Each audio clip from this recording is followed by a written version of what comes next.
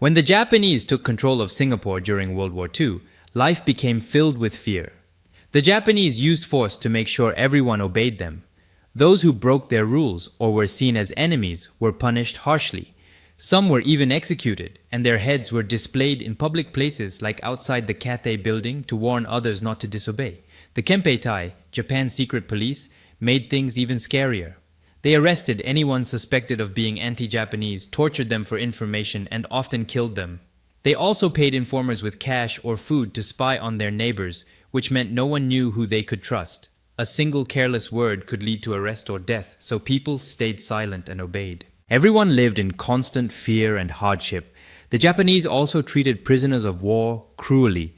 After Singapore fell, British, Australian, and other Allied soldiers were forced to march long distances from Bukit Timah to Changi prison with little food or rest. Locals pitied them and secretly passed food or money to help, but seeing their suffering made people even more afraid to resist the Japanese. One of the most terrifying acts was Operation Sook Ching, or Operation Cleansing. The Japanese wanted to wipe out anti-Japanese suspects, especially among the Chinese. They remembered how the Chinese in Singapore had supported China's fight against Japan by donating money and calling for boycotts of Japanese goods.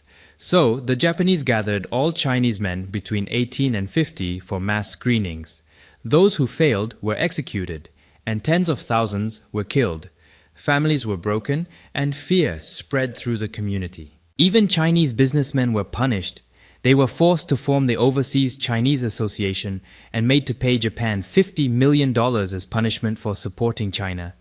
Many business owners were threatened to support Japan's war efforts or risk losing everything. In the end, people obeyed, not because they respected the Japanese, but because they were terrified. Beneath the silence, anger and hatred grew, but fear kept everyone under control.